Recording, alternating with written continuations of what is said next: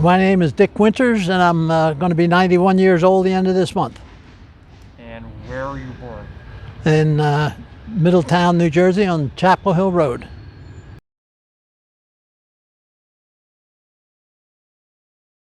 Yep, in the Riverview Hospital in 1929, and that was the first year the hospital was open. And it almost looked like a bungalow. It was a little two-story house. I think it had 9 rooms in it. It was on the corner of Wharf Avenue and Union Street, which is still hospital property, but right on that corner.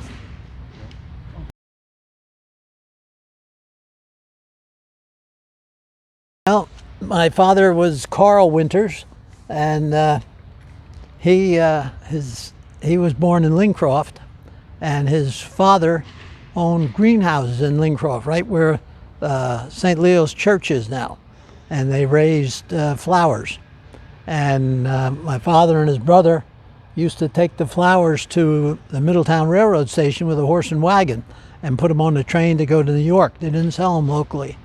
And my father told me that they had 2 horses pulling the wagon, and once they got in the wagon, the kids would fall asleep, and the horses, it was at Middletown Lincroft Road, was a dirt road, and the horses were smart enough to go to the railroad station to stop and wait, and when the wagon stopped, they woke up and waited for the train and put the flowers on.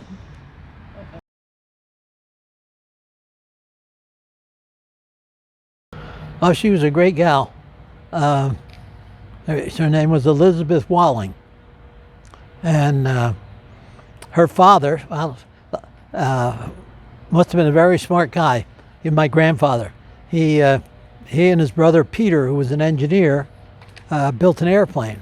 My grandfather owned a sawmill in Tinton Falls, right at the corner of Sycamore Avenue and 520. There's a restaurant there now, and there's a little, it's almost just a little creek right now, but back in the early 1900s, it was a fairly good-sized stream, and they had a water wheel there that powered the sawmill. And for some reason, he got interested in airplanes. So in 1909, that's Wright brothers first flew in 1903. In 1909, he and his brother built this airplane and formed an airplane company. They got it patented and sold shares, and they finally got it finished. They took it out to the Thompson farm, which is now Thompson Park in Lincroft, and tried to fly it. And the story is that it got off the ground a little bit, but not very far because the engine was too heavy. It was only 40 horsepower. So they took the plane and took it all apart and made it much lighter and got a little more stronger engine. And the following year they went out to Thompson Park with a new plane, and nobody ever reported whether or not it got off the ground. But that was my mother's father's story. Then he sold the farm and moved to Ocala, Florida. But as I told you before, my mother's uncle owned and started the Red Bank Register, and she, all her life, that's what she was a linotype operator, working on linotype machines.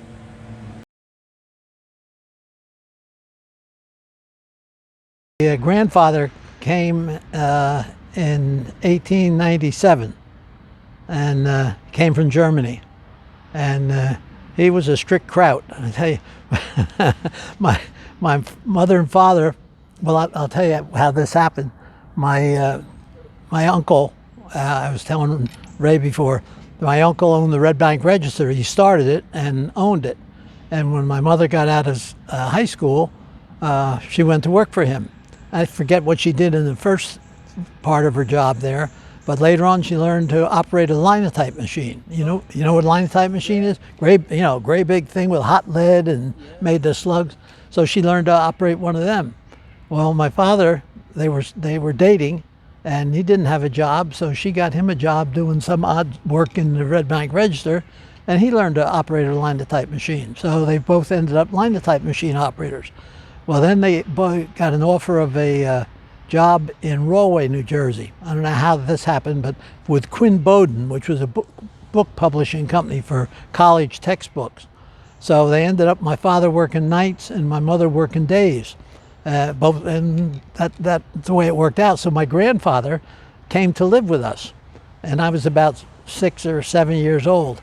And he spoke very broken English, but you can understand him. But he'd much rather speak my German. My father working nights and my mother working days, there was at supper time, my mother would get home about 6 o'clock. So my grandfather lived with us, and he did the cooking, and he had supper ready at 6 o'clock. And I tell you, if you weren't there, you're not here at 6 o'clock, you don't eat. That's that crowds. They were tough crowds. And we really got to be good buddies. And he died when I was about 12 years old. But by then, I was really fluent in German. But if you don't use it, you lose it. Yeah.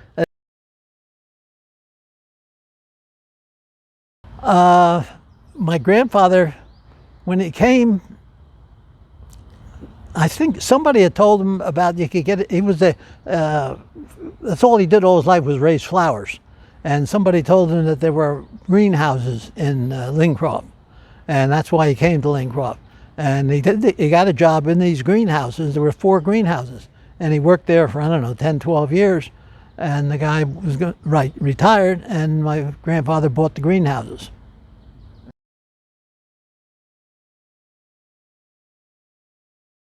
My father worked there, but he did like raising flowers. And when I was a kid in Chapel Hill, my father built his own little greenhouse and raised orchids. So he liked it, but I guess the pay at the Red Bank Register was better than his father was paying him.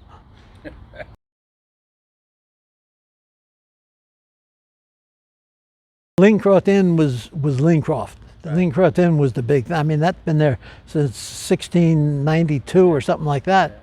And that was the hub of everything. There was one gas station. It's not exactly where there's 2 gas stations there now.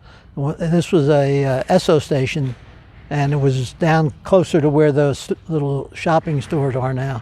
But there was a hotel across the street from the Lincroft Inn, the gas station, and a pharmacy. And we moved here in 1953, and that's what it looked like in 53. Okay.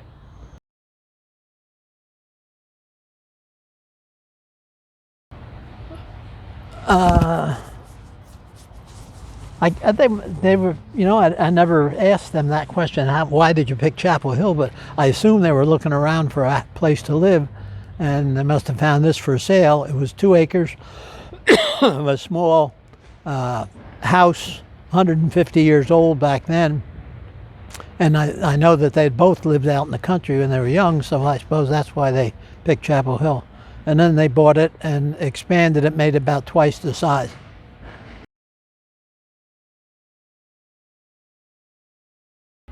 Well, what can I tell you about my childhood? I was telling Ray, I'm a great Pittsburgh Pirate fan. And one of the reasons the reason I'm a Pittsburgh Pirate fan is my father was a great baseball fan. And he liked the St. Louis Cardinals.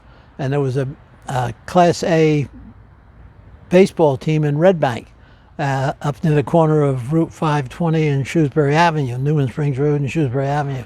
And it was called the Red Bank Pirates. So either once or twice a week, he'd take me to a ball game there.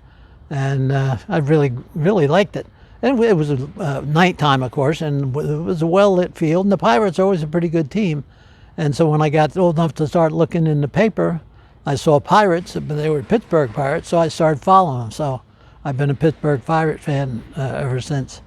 Another thing, when I started going to grammar school, there was the school bus would pick me up out at the corner in front of our house. And when I was a little kid, my mother would wait with me, 1st or 2nd grade. And we always saw this limousine go by, come up Whippoorwill Lane and then go up Chapel Hill. So one day it stops, and the driver says, "Are you Mrs. Winters?" My mother says, "Yeah." She says, "You live up here, right?" He says, "Yeah." He says, "Well, my name is Benny Gordon." And he says, "I work for the Haskell estate, and my job is to drive all the kids on the Haskell estate to school every day. And I come right by, and your son is here. I'd gladly pick him up, and you want to." And so my mother said, "Oh, that'd be great." you wouldn't have to wait for the school bus. So my entire school career, I got ride in a limousine with all the kids on the Haskell estate. I'll tell you another thing about back in those days. Again, I guess I had to be 35 or 36. The Middletown had two police officers, Bill Hoyer, Earl Hoyer, and Bill Fix. And they had motorcycles. They didn't have cars then. And my father knew both of them pretty well. And every once in a while they'd stop in for coffee. And they'd have the motorcycles in the driveway and they'd be in the house. I'd get out of the house and I'd go out to those motorcycles and I'd say, man, someday I'm going to be a cop and ride one of these motorcycles. Never did. But can you imagine? Now I guess we got 125, 130 cops. Oh, yeah. We had 2 back then. And the motorcycles were donated by, I can't think of the guy's name. He donated motorcycles to the township for the police. The township hadn't bought the motorcycles. No police cars in those days? No police cars.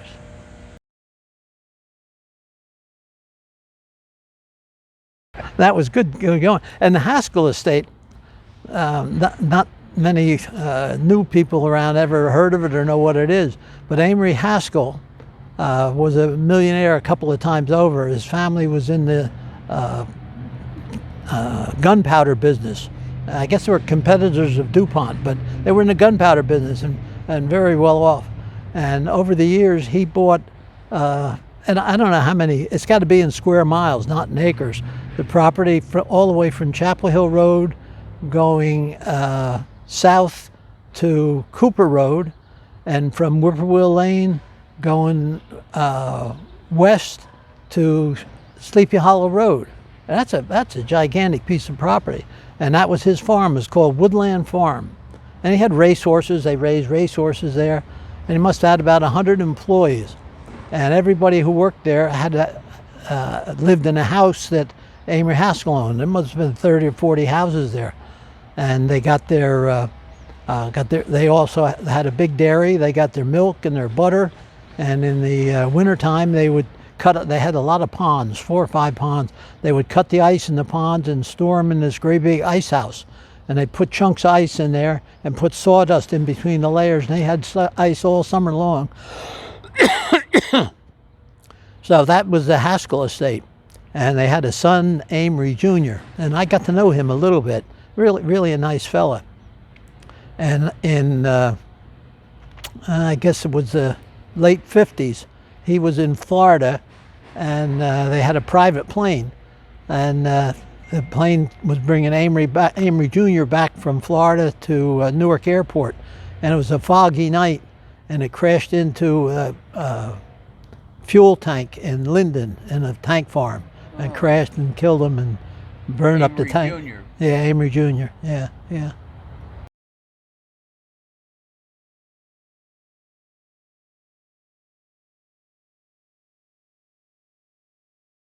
My father died in 64, and in 64, I mean, it's a lot different now than 64, but 64 things hadn't really, after World War II was when the big boom really hit, and everybody soaked that up and, didn't think too much of it because the big housing boom was mostly servicemen coming home from the war, and, you felt owed them an obligation to see that they're happy. So nobody complained about that. Not like today where, I mean, the deer don't even have a place to eat anymore. Yeah. It wasn't, my father didn't bother him that much. Because we had 2 acres, it was out in the country, and it didn't bother us.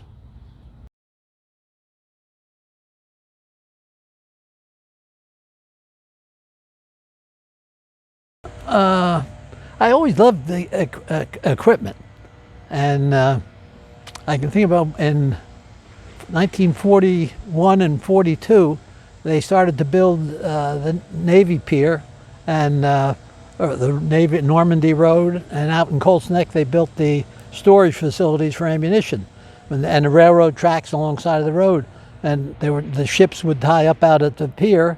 This was the plans. And the ammunition be stored in Colts Neck, and they take it out there in the railroad cars and load the ships. Well, when that work was going on, when I get home from school, I'd take my bike, and wherever they were working, I'd go out and sit on the bank and watch these big bulldozers and carryalls and everything working. And I'll never forget one, I guess maybe after a month of doing that or so, the biggest company that was working there, I'll never forget their name, N.D. Maselli from Boston. They had that contract through Middletown. And I'm watching this one guy on a Caterpillar D8, which was the biggest bulldozer going at the time. And he came over by me one time. He said, "You know, kid, I see you out here every day. Would you like a ride?" Oh man, that was heaven. So I got up, they got on the bulldozer, and I rode with them for about an hour, and that was terrific. So that's what I enjoyed doing the most, was that if somebody was digging a cellar or whatever, watch that work.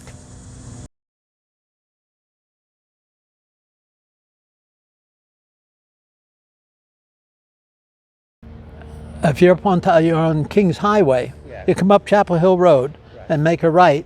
That's Kings Highway. And down about a quarter of a mile, what was still Chapel Hill Road going down the other side of the hill.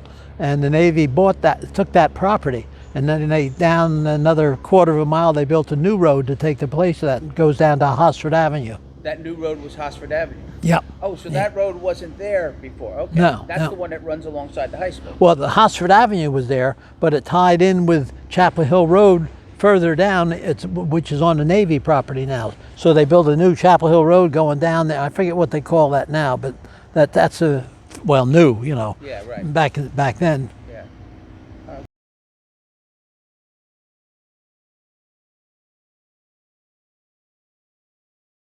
Yeah, we used to go to the movies in Red Bank. We'd walk up to up where Chapel Hill Road and 35 intersect, used to be Heddon's Corner. Yeah. And you catch the borough bus from there to Red Bank and go to the Carlton or St. James movie. The Carlton is what's now Count Basie. Yeah, yeah.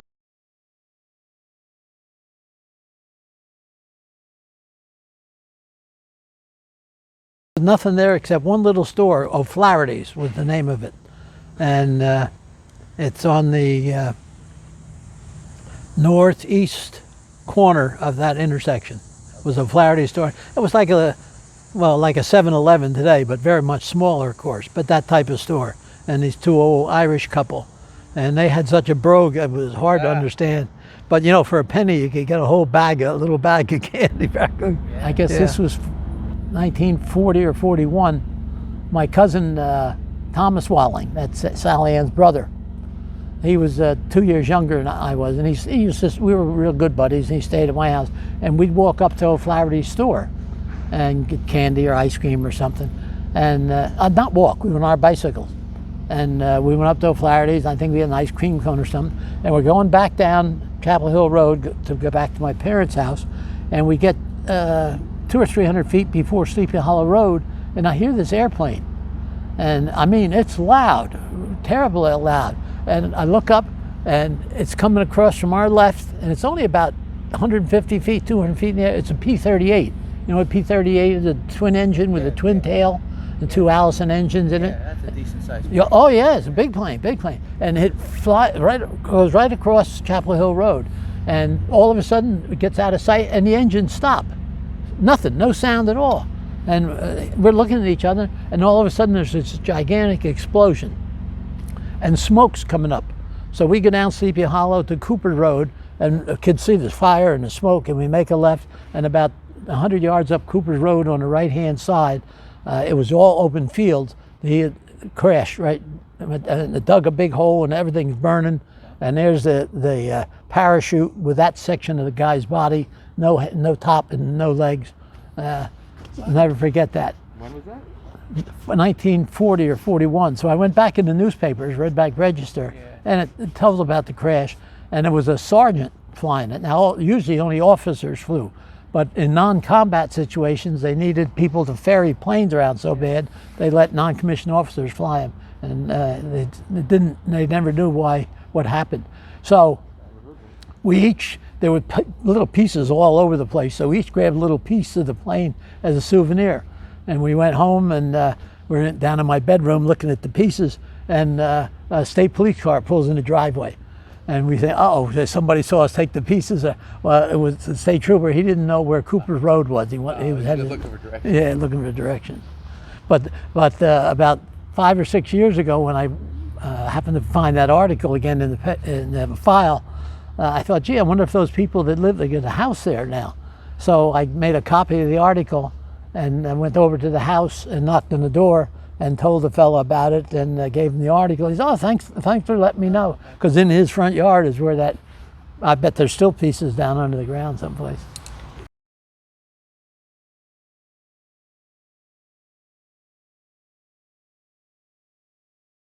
Well, we went to Leonardo Grammar School and Leonardo High School. And they're within 200, 300 feet of each other, right down Hosford Avenue and Leonardville Road. And I told you how I got there with a Haskell car. And you know, everybody, when you get out of that limousine, everybody, oh, look at this! They think you're rich people or something getting out of that limousine. Well, I went out for football when I was a freshman and also when I was a junior. But I graduated when I was 16, so I was like a year younger than most of the kids in school, and I wasn't very big. And I wasn't that good, but it was fun being with the guys. So we had a good time doing it, but never really wasn't much of an athlete.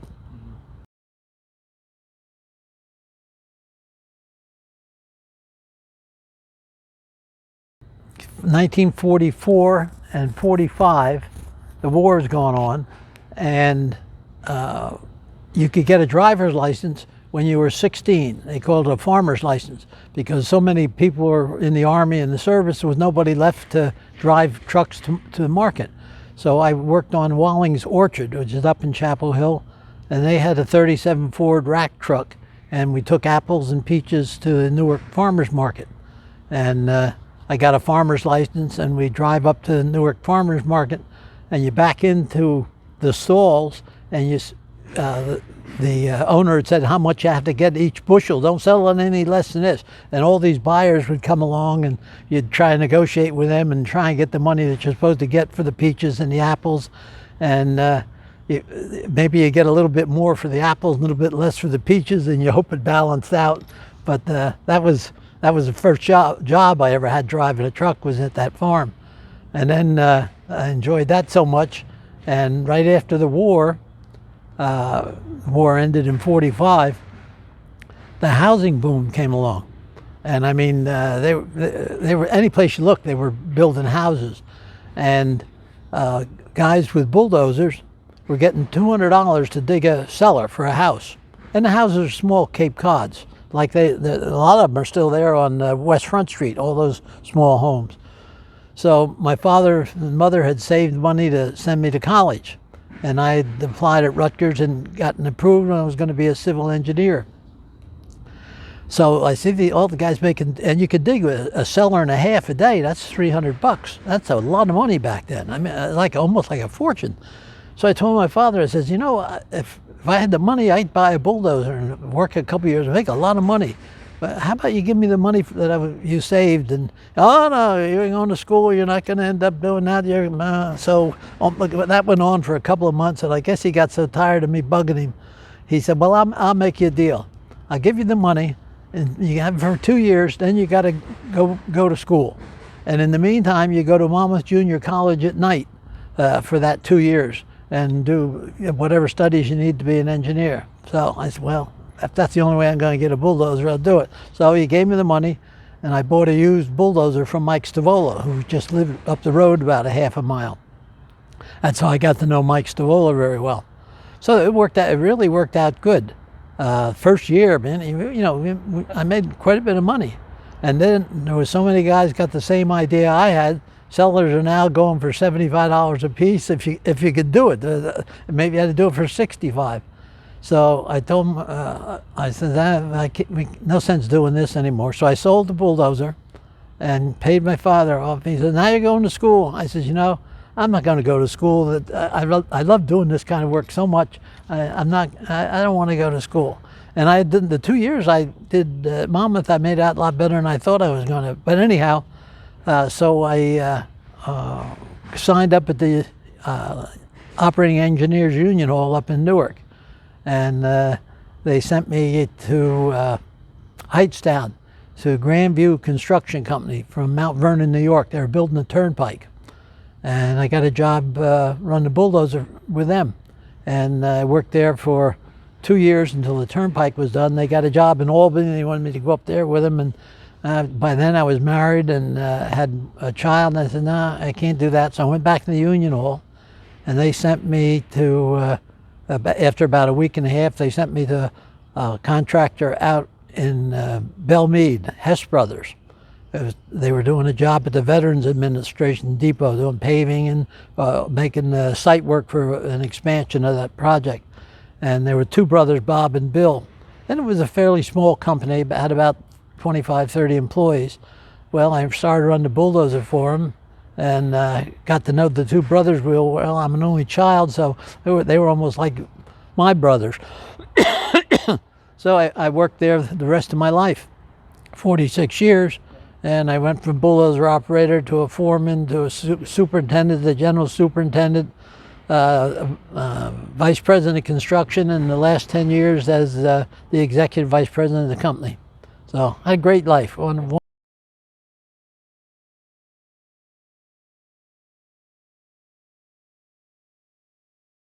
sure. I was down in my bedroom. I was building a model airplane. Back then, they were all made out of little balsa wood sticks, and you glue all the sticks together, and then you put tissue paper over it, and then paint it with dope. And it had a big long elastic band inside, and you wind the propeller backwards. In the back of my bedroom, putting the paper on, and I had the football Giants game on. They were playing the Dodgers, and the announcement came in about Pearl Harbor.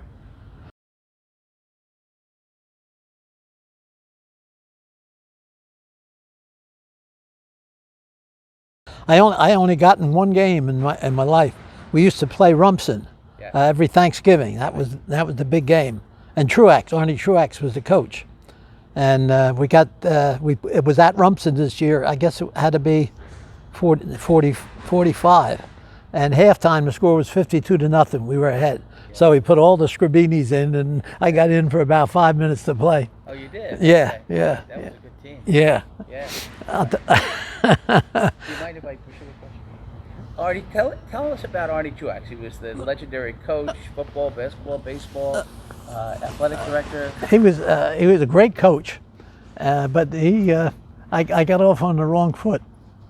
For practicing football, when I was a sophomore, that had to be what, 43. Mm-hmm. They had a track around behind the grammar school, quarter-mile track. And everybody had to go out there and you had to start trotting. And he'd blow the whistle and you have to run as fast as you could till he blew the whistle again, then you could trot. And it was hot and the uniform and the kids who helped the football team would bring the equipment out. They'd bring out all the helmets in a Bond bread box. It was a wooden box, about 6-7 feet long and about 4 foot wide with handles on each end, and all the helmets were in there.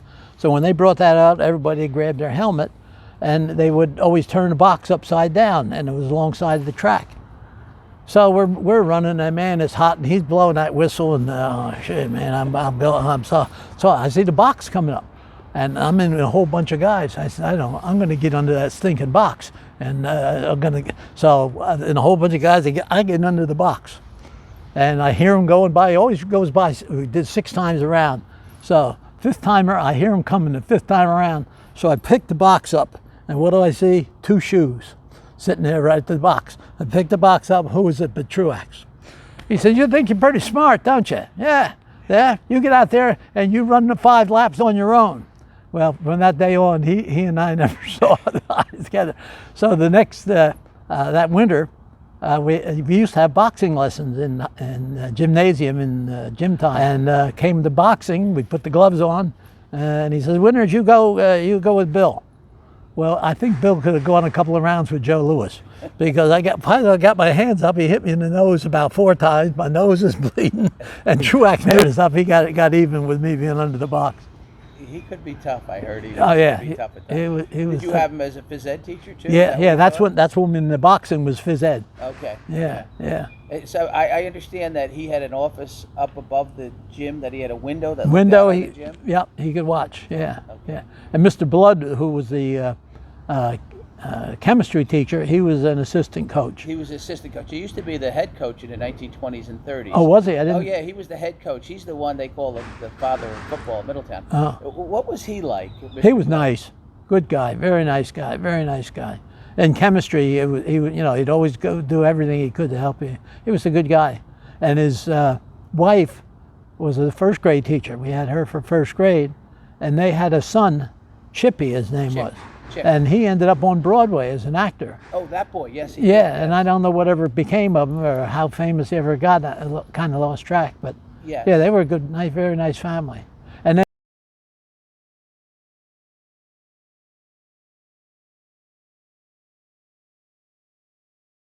I'll tell you another thing that it takes some time, but I really enjoy doing, are these alumni reunions. There was this woman who belonged to the New Monmouth Baptist Church, Elida Chamberlain her name was, and she graduated in 1920. Yeah. And in 1930, she thought it would be nice if she could find some people that had gone to Leonardo High School and just get together for lunch. Not necessarily just her class, but anybody who went to the school. So she made some inquiries and got some people, and she had about 20 people, and she had them in her house. They had lunch. Well, she started doing that, and this is 1930 now. Well, she started doing it, and pretty soon after, in the late 40s, she would have them at the Lincroft Inn. She had 150, 160 people, and it kept getting bigger and bigger. And pretty soon she got too old to do it, and she asked Jean, her maiden name was Frybot, I can't think of her. Oh yeah. Yeah. Anyhow, she asked Jean Frybot if she'd take it over. Her married name, her husband was a tail gunner in a B-29. McDonald? No, Jean. Well, it'll come to me. Anyhow, she took it over, and she did it for about 9 or 10 years, and I would go to them. And then she got cancer, and she asked Dick Loughborough if he would do it. He's my next door neighbor. Okay. Oh yeah, Yeah. yeah, a great Nice guy. guy. So Dick Loughborough took it over, and since he was in the Army and he had a connection, he moved them to the Gibbs Hall, the Officers Club, and they had him there. Well, Dick Loughborough got to be a friend of mine, and he got to be 80-some years old, and he said, Dick, I don't know that would you do it? And I said, yeah, sure, I'll try it. So that was 15 years ago. So I've been in charge of them for 15 years. So, and that's for anybody that ever gone to Middletown High School at Leonardo, is we invite to this a reunion. And we have it at the last Friday every September. And since the school was built in 1911 and burned down in 1958, the same year they were going to move anyhow to Middletown North, anybody that went to school in those years can come. And at one time, the best we ever had was 278 at Gibbs Hall in, when was that, probably 2000, 2001. And since then, it's starting to dwindle down because they're not making any new ones. And a lot of people getting too old to drive and dying. And so now, last year we've moved now to the Shore Casino for the past 3 or 4 years. And last year we had 154. Okay, nice event. And this year we canceled it because of the pandemic. So we're hoping to go back next year. But they're a lot of fun. And I got a great committee. There's 9 of us all together, and we have fun. We have our committee meetings right in the gazebo there, so a lot of fun.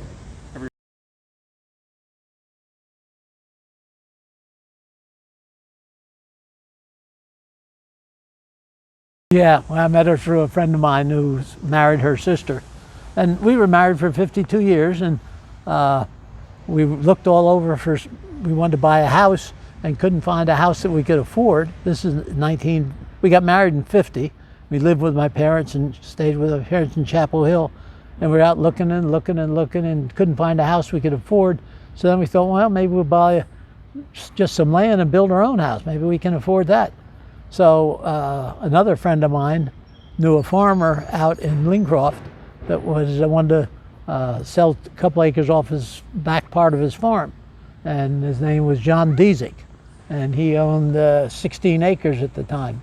So we went to look at it, and we saw this 2 acres where we're sitting now, and he wanted the absorbent price of $900 an acre. So I tried to chisel him down. He wouldn't come down, but he said, "I'll tell you what, I'll give you I'll make the wells." He was also a cabinet maker. That's not also. That's what he did for a living. He had a shop back there, and he said, "I'll make the well circles for you." I said, "What are well circles?" He said, "Oh, you'll find out. You'll need them, because there's no water. There was no water here." Well, I found out what he meant. You got to have a well. Well, back then, not many people drilled a well. You dug it. So I said, well, after I get the cellar dug, if I put the well in the cellar, that's 8 feet of digging I won't have to do. I'll put it down there. So what you do, you get these well circles, and the wells are usually 5 foot in diameter on the inside. And these well circles are a circle of wood nailed together about 8 inches wide and about 1 inch thick. And so you lay this circle on the ground, and it's about this wide. So you get down in there and you start digging inside, and you dig underneath the wood so the wood keeps going down. As it starts going down, you have a big pile of bricks, and you lay the bricks all around, and you stagger them as you go up. And you keep digging, and you have somebody keep putting the bricks on the top, and as you go down, then you end up with a hole lined with bricks. That's why you need the well circles. So when we dug, I dug it down in the cellar, and I had a tripod with a rope and a pulley, because when you get down in there, you got to fill the bucket. Somebody's got to pull it and pull the bucket up. So my wife is up there; she's pulling the bucket up, and I'm looking up, and I'm thinking, all she has to do is let go of that rope, and the life insurance policy is paid off. Because when you get down about 10 feet, and you think it's 10 feet in the ground, you look up. So I got down about 18, 20 feet, and the water started coming in. I knew eventually I'd hit water, of course, so I got a pump. I had a pump there. I started pumping so I could keep going. So I had to quit with about 5 or 6 feet of water, and so that was our well, and that worked for 35 years, spring water. It was so good, but it was hard water. You had to have a softener. It was really hard. And then the level started going down because other houses with wells started using the water. So I went down there once and deepened it, cut 2 or 3 feet, and that lasted 5 or 6 years.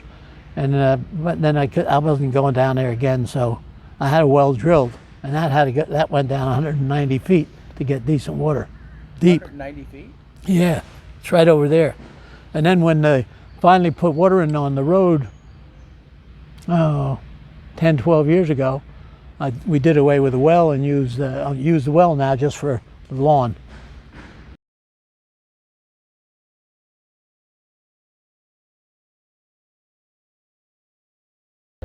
And up where that deli is, there's been a little store there it's called that was a town, and it still shows on some maps. I mean, like a road map you buy or you get in a gas station or something, as Everett, and that was the town of Everett, and it had the church that's in Homedale.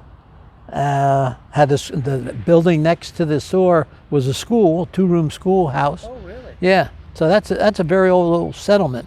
And this is about it's the 4th store that I know of. The other 3 had burned down. When we first moved here, there was a store, and I even had a gas pump there. And a woman by the name of Mrs. Kelly, she must have been in her 70s, and she ran it. And she had these candy with a curved glass window, and our kids used to walk up there, and put their nose looking, give me one of these. She was a nice old lady, and I would get gas there every once in a while, but I know it must have been 10 years old sitting in the ground.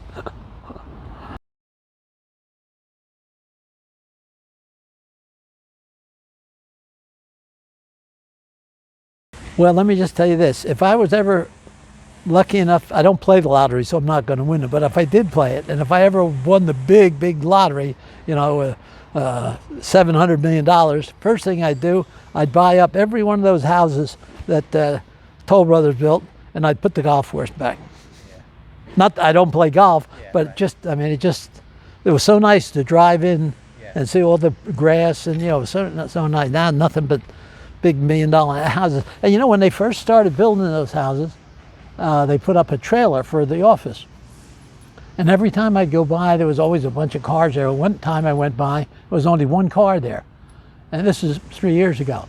So I said, well, that's got to be somebody that works there. I'm going to stop. So I stopped, and there was this very nice lady from Somerville. She's a sales manager. So she showed me the maps and everything, and I said, where do you think you're going to get 192 families around here that can afford $1 million house? She said, well, let me tell you, we don't build a house until it's sold. You see one being built, it's sold. We don't build them, and we build them after the people buy them. And so far, we've sold 16, and 13 have been bought by people 25 to 30 years old. I said, how can they? She says, well, they work on Wall Street and make $1 million a year. Now, 25-year-old kids making $1 million a year, something's wrong. Yeah. But that's the way things are today. Yeah.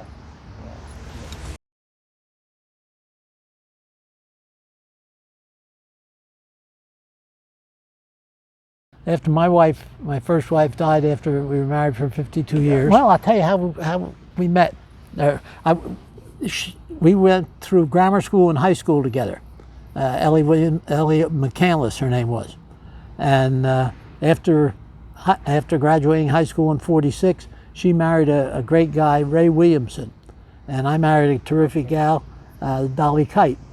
And we would go to our high school reunions. We'd have them every couple of years. And since both our names, Williamson and Winters, were W, we'd end up sitting at the same table. And we all got to be friendly. So her husband died in 1995. And our reunion, I was chairman of our high school reunion committee at the time also. So we needed another member, so I said, I'm going to ask Ellie. So I asked Ellie, oh yeah, but she didn't drive. So I would have to pick her up to go to our meetings. So that's how I got to know her pretty well. And then after my wife passed away, I kept picking her up to go to the reunion. So after one of the reunions, reunion meetings, she said, would you like to come for lunch? I didn't have anything to do with it. Yeah, hey, that sounds good. So I went over to lunch. She lived in Belford on Fairfield Avenue. Yeah. So she had fixed lunch. She had spaghetti and sausage. I love spaghetti and sausage. And the sausage was cut in these pieces. And see, some were cut straight and some were cut on an angle. And I said, Ellie, what's that for? She said, well, what's cut straight is the mild stuff, and what's on an angle is the hot stuff. So I thought, man, there's a smart lady, So we started dating, we fell in love, and got married.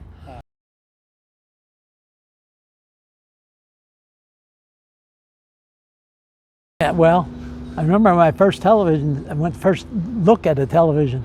We lived down at the bottom of Chapel Hill, and friends of my parents lived way up on the top, and their name was Brown. And they invited my parents to come. We just got a television, and there's going to be a prize fight on tonight. Would you like to come up and look? So I went up and looked, and it was Joe Louis and Jersey Joe Wolcott. Oh, wow. And Jersey Joe used to fight like this, and it went 15 rounds. And everybody says that Jersey Joe won. I thought Louis won, but he said Louis got the decision. And the next time he hit Jersey Joe, he knocked him out. The second time, Louis would always cream him. That's a great first fight to watch. Yeah. Wow. And it was, it was about this big around, and we're all looking, and it was a round screen. Was it built in a cabinet? Yeah, it was in a cabinet. Yeah.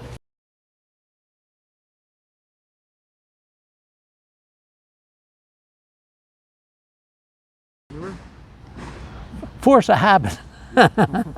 No, when you really get to love the place. We've always had a good police department, low crime rates. I've been here 67 years. Never had, the only thing, somebody broke the mailbox about 35 years ago. That's the only thing that's ever happened. No break-in or any kind of vandalism or anything. So you got to consider that, hey, if it's that good, I better stay around.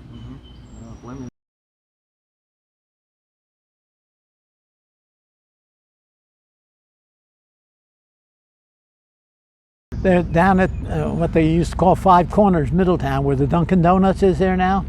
there, the only thing that used to be there was a Sunoco gas station, and it was owned by a family called Dresser.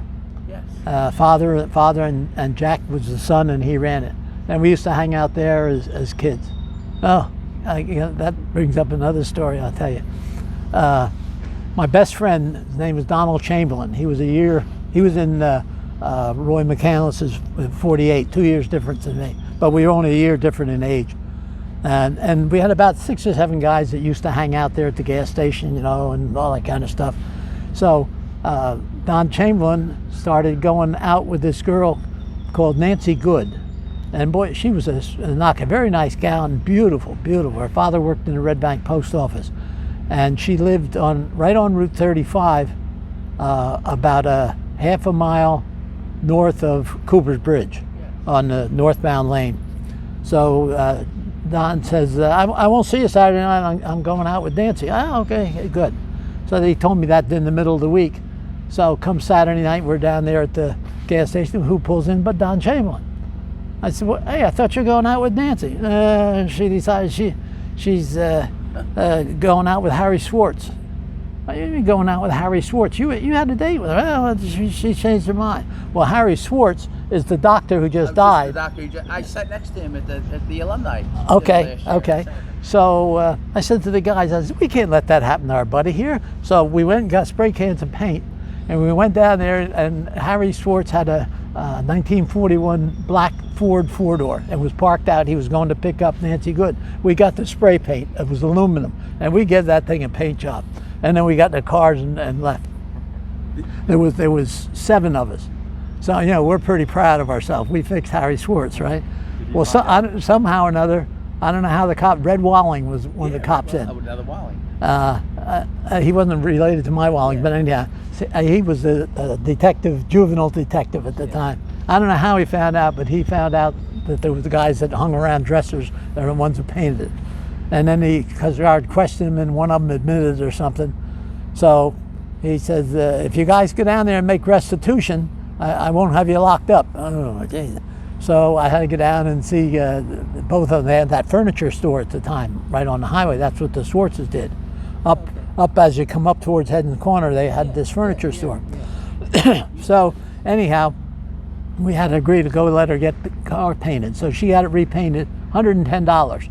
So we each had to come up with enough to make $110. And I got the receipt. She wrote on it, I am fully satisfied with the new paint job on my son's car. And each one of us had to sign it. And I still got that in my scrapbook. You do? Yeah, yeah. But that's one thing we did with Harry Swartz. Did you ever tell him the story? Yeah. He laughed.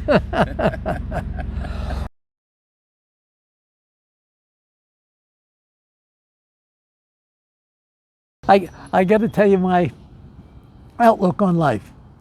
I'll be 91 the end of this month, and I got 90 years of memories. I mean, the greatest, nobody can take them away. They're in the bank. I'm playing with the house's money now, right? and every day you get is a bonus. And as long as the Lord wants to keep giving me, I'll take any day He wants to give me. So you can't feel any better off than that.